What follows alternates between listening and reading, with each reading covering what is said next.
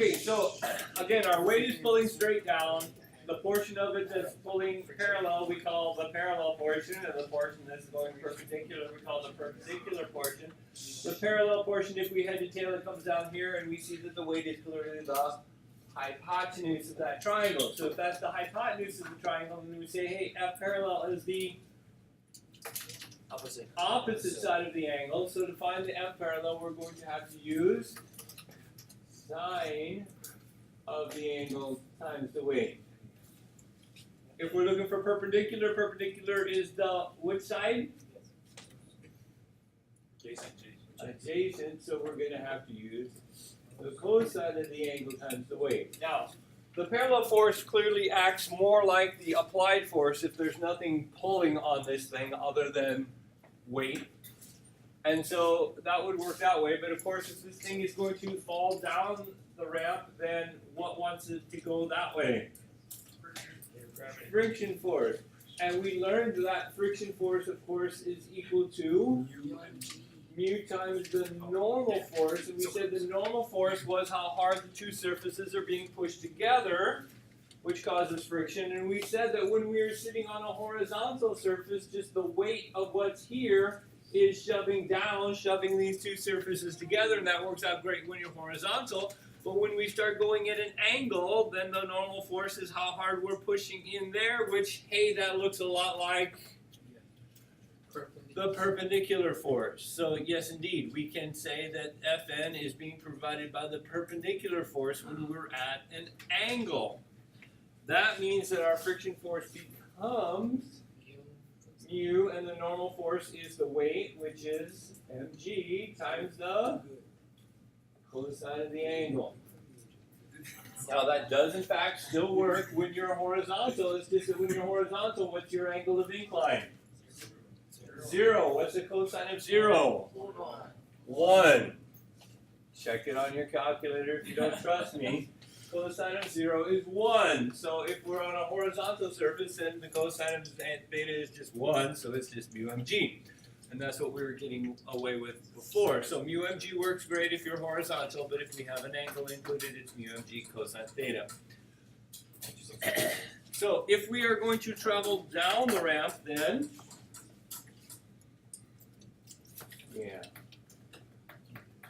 so if we are going to travel down the ramp, then basically we have F parallel is trying to pull me this way, and FF is trying to say, you're not going to do that. So my net force here is clearly going to be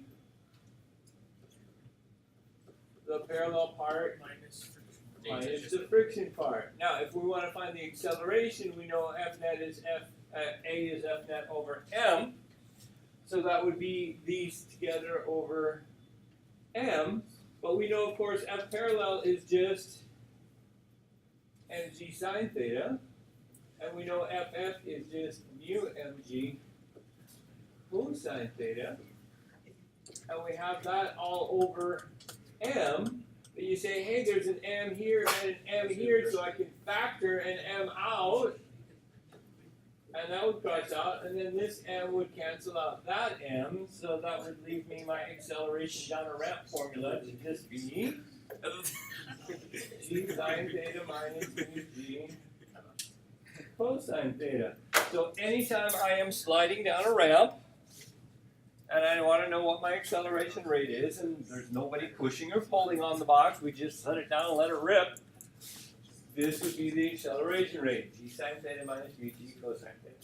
And again, what is the angle there? Yeah, that was an angle. The angle is just going to be the angle of incline of your ramp. Super duper simple, right? And for those of you who were in class with me last year, this makes sense and is very familiar. Just took it off. I factored out the M over here, and then this M canceled that M. Oh, technically, F equals MA. So when you get on a slide and you start sliding down your slide, this will tell you your acceleration rate. Doesn't matter what your mass is, no, it cancels out. So that's why I can build a slide and I can put a heavy person or a light person on it, and you both go down the same. assuming you're wearing similar clothing. Yes, sir. What if you add water? If you add water, then what happens is mu becomes smaller. But for both? Like a big mass over a small mass? Well, the mu becomes smaller, Yeah, but which means friction is not much of an effect. yes, but wait. Let's say they have a bigger surface area, Mhm. they're bigger. And then like a small person. There are factors involved, like how you recline on the thing and Yeah. how much pressure you're putting on it, but for the most part, assuming uniformity, that yeah, it doesn't matter what it's at. Okay. But there is a difference. Well, have you ever noticed when you're going down a water slide, it matters the difference on how you lay? Yeah. Yeah, because what happens is if you're sitting up more upright, then more of your weight just goes boom straight into here, and your butt hits here, and then the water starts going around you instead of underneath you. But if you lay down, then the water tends to go underneath you better. You get a little bit more surface area, but you don't want too much surface area on there. So the best way to go down a water slide is to lose weight. That's what I was saying. No, the best way to go down a water slide, you actually cross your legs, so you only have one of your feet Yeah. touching, and then you arch your back, and really the only thing touching are your shoulder blades and that one foot. That's why I'm saying And a then- bigger person can touch a lot more. So a lighter person can take Well, it. but a big person, if they're laying down and they're uniform, then there's not too much pressure on one spot, and they go great, just like a little kid will. Yeah. But if a big person is sitting up, then you're getting too much pressure on there, and again, the water goes around you rather than underneath you. That's why laying down is better. Would they give it a better consideration? Okay, so any questions on our magic handy dandy young accelerating down a ramp formula? That's super easy, right? Now, if I was, on the other hand, going upward. If I am now trying to shove the box up the ramp, then now we have a different situation. If I'm shoving up the ramp, then this is my applied force that I'm using to pull up the ramp. But now that I'm going up, friction wants me to go down the ramp. And what always wants me to go down the ramp? The parallel portion of our weight. So here, if we were going to go up at a constant speed, then the FA would equal the FF plus the F parallel. If I'm going to accelerate upward, then my applied force has to beat up the friction force, and it has to beat up the parallel force, and what's left over is the F net. Right? Right. So what's that red line? It's just there.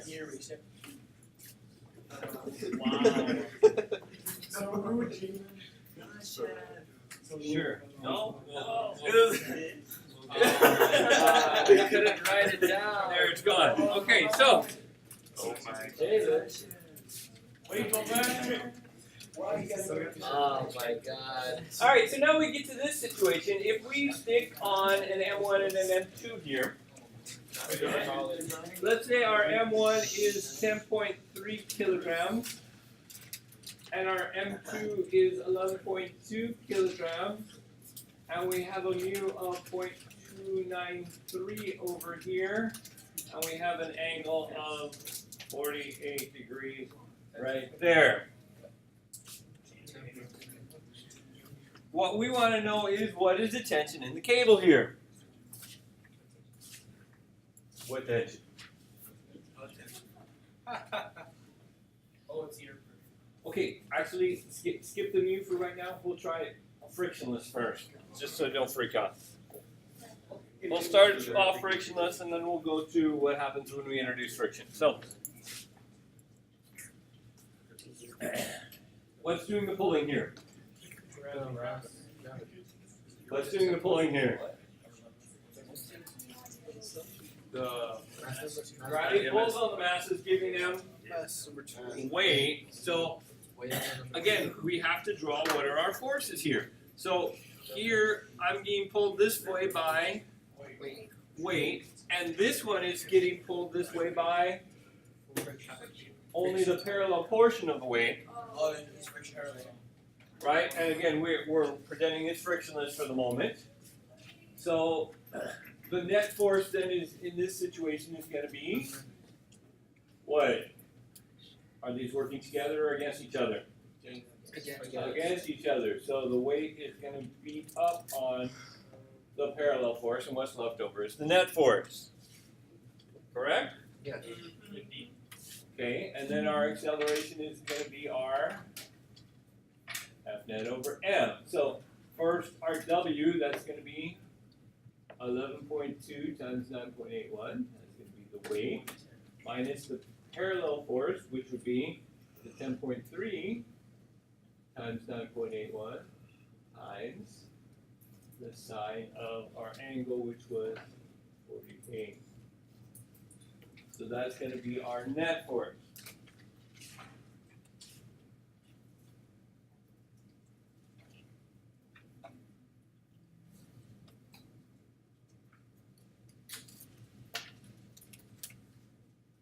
What was that?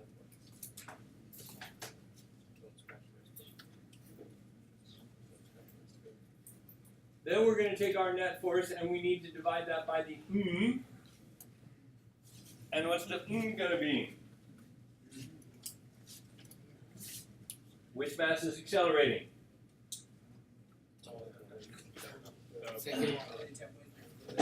Which mass has inertia that needs to be overcome? Both of them. So which m do I stick on the bottom? Both of them. How do I both of them? I add them. So that's going to be 21.5.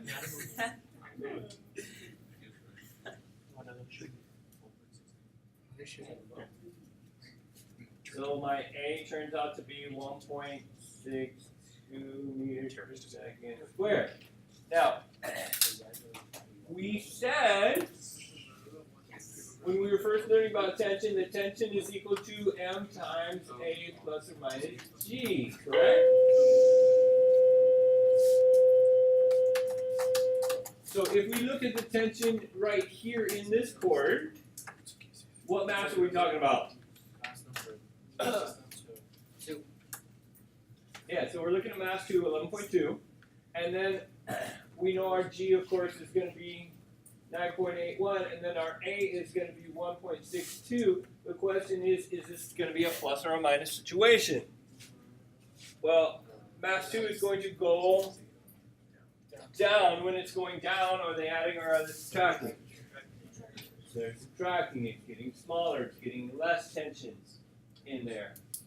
So if we get this set up, we get 11.2 times 9.81 divided 1.62.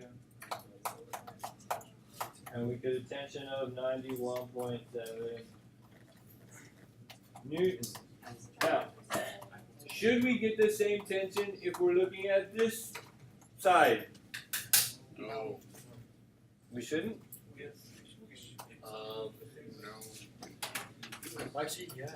Well, actually, yes. Is this a different rope? No. It's the same rope, so it should have the same amount of tension. Wait, but don't you have now like weight pulling back? No, I see. We do have weight pulling back as well. So is it going to be the same? Well, yes, if friction. sure. If we look at it over here, we're going to have T equals M times, there's no friction. again, G plus or minus A.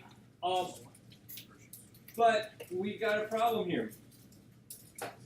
The 10.3 is indeed our but what's our G over here? Whatever the angle is.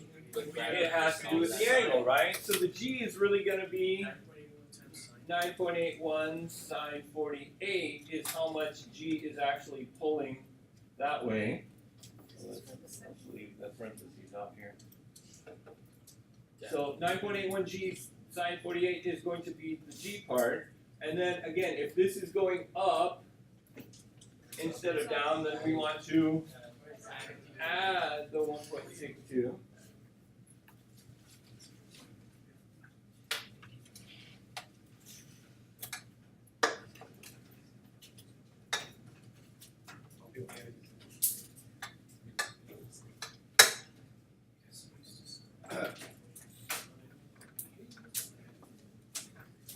And I get 91.8 newtons. Oh, the horse.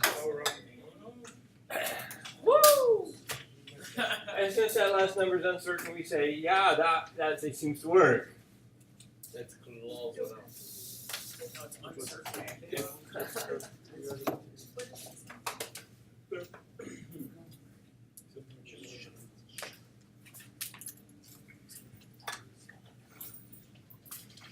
Oh, I like it. It's pretty good. Pretty good. Now, what happens when we add friction into the equation?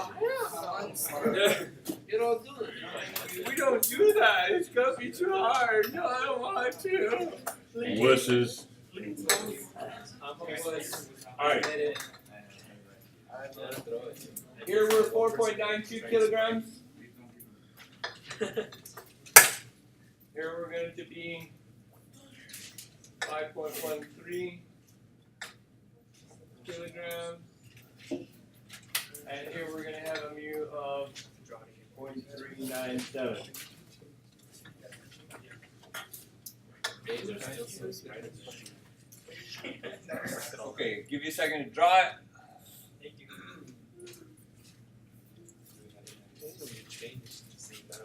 Yeah, I changed things. Does that mean it's going to go up or it's going to That means I'm going to make you plug in your calculator a second time.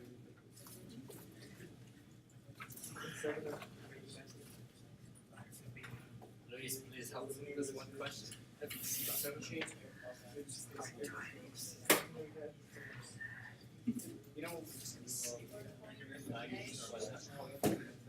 So we're looking for the angles. You like it better than this? Yeah, I should probably give you an angle too, right? Yeah. What angle you want? 32. 32. 23.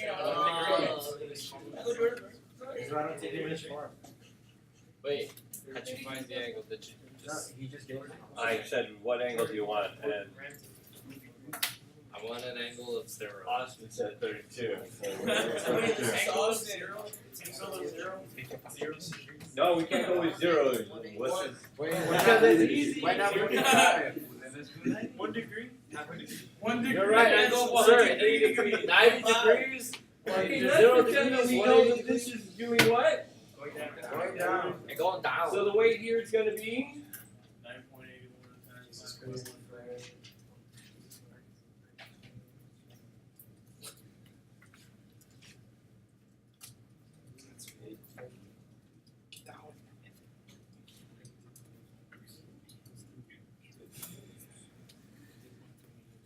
So I get 50.3 newtons is pulling that way.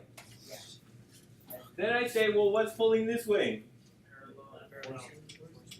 We know the parallel is pulling this way, and if this M2 is going to pull harder than M1, then the motion is going to be, with M1 is going to go up the ramp, which means friction wants it to go down the ramp.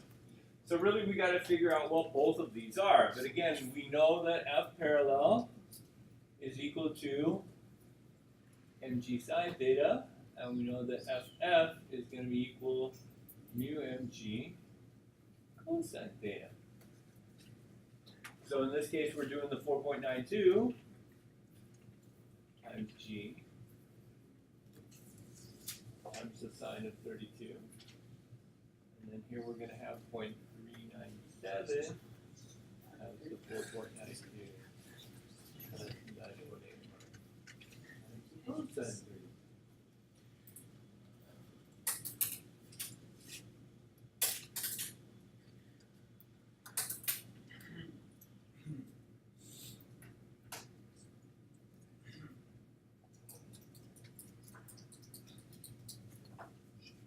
So the F parallel turns out to be 25.6.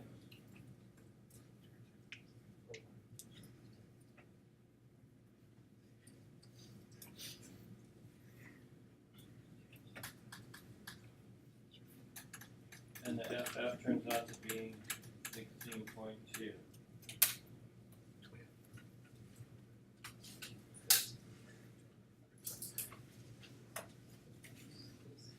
So are we going to slide?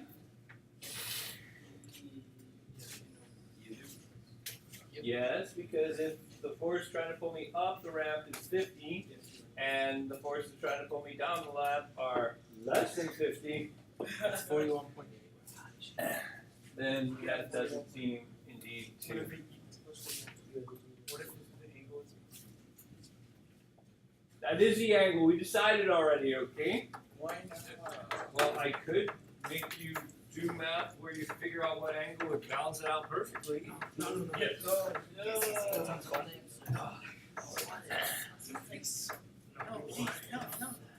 Okay, so again, my A is going to equal F net over.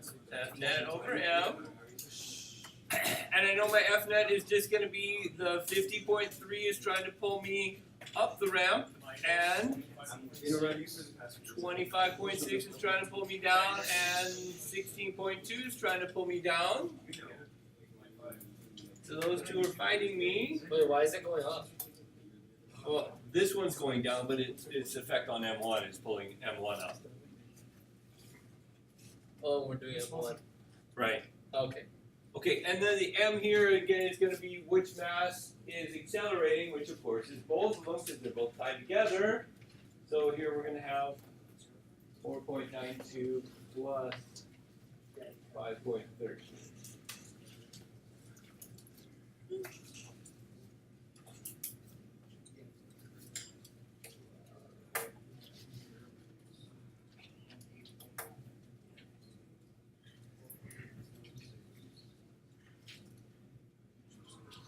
Mr. Paulson. Mm-hmm. What if the mass of the first one didn't have that much friction or angle or whatever that made the mass of the first one move down and the second one move up?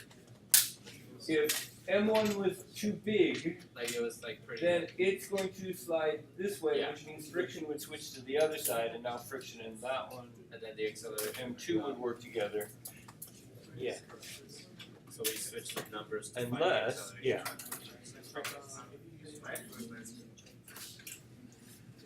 Okay, so we get 8.46, and again, the acceleration is going to be that direction, which is that direction, right? Okay, so when we come to tension, here's where it gets fun. Tension over here. Gotta get that 150.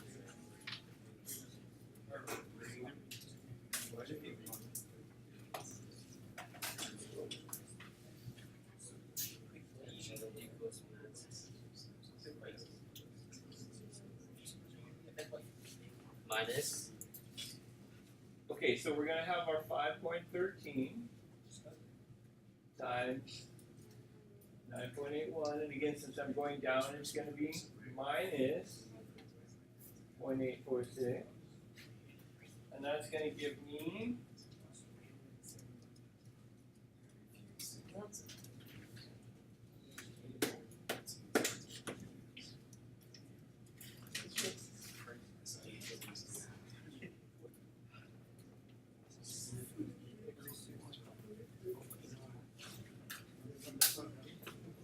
hold on to that thought.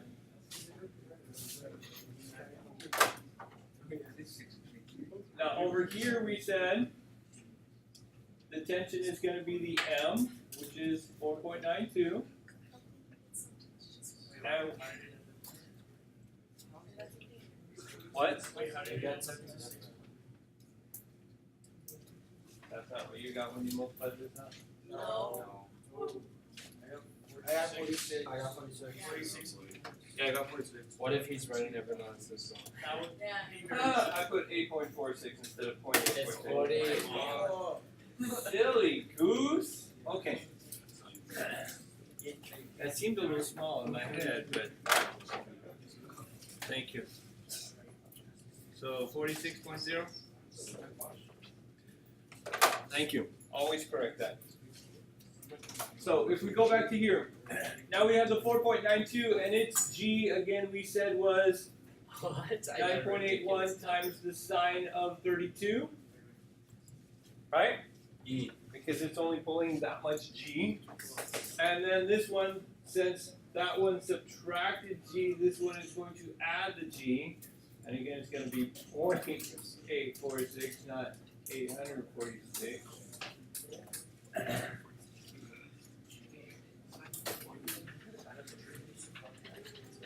That's where I missed it. I forgot the sign. That's what I expect from your house.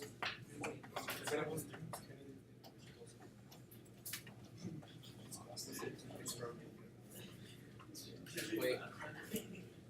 Mr. Paulson, did you get something ridiculous? I got 29.7. Yes. Now, at this point, some of you are going to start hyperventilating. Yes, I am. And you're going to say, what? Wait. Who are you? Me? These numbers are off. How far off are these numbers? No. Look at how far off the numbers are. Frictional force, 16.2. Air pressure. Well, they're off by 16.3 because they're Yeah, right. 16, yeah. Yeah, so they're off by a whole It's here. Frictional 16.3. So here, did we have any friction acting on the right part? No, which is why the 46 is groovy. That's a good number. Over here, we should still come up with 46. But over here, we're saying, hey, the tension I thought was this if it's frictionless. So yes, the force due to the F parallel part is this big, but I still need to add in. Oh. So now if I take the 29.7 and I add in the 16.2, I get 45.9. Yeah, 45. That's the number. And again, I can live with that kind of percent error.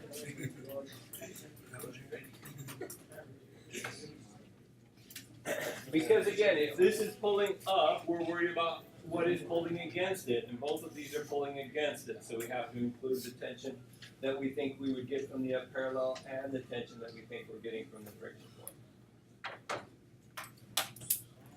Does this make sense? Isn't that beautiful? Don't we love it? Aren't we excited to start working on our Abstract art. I heard disc golf.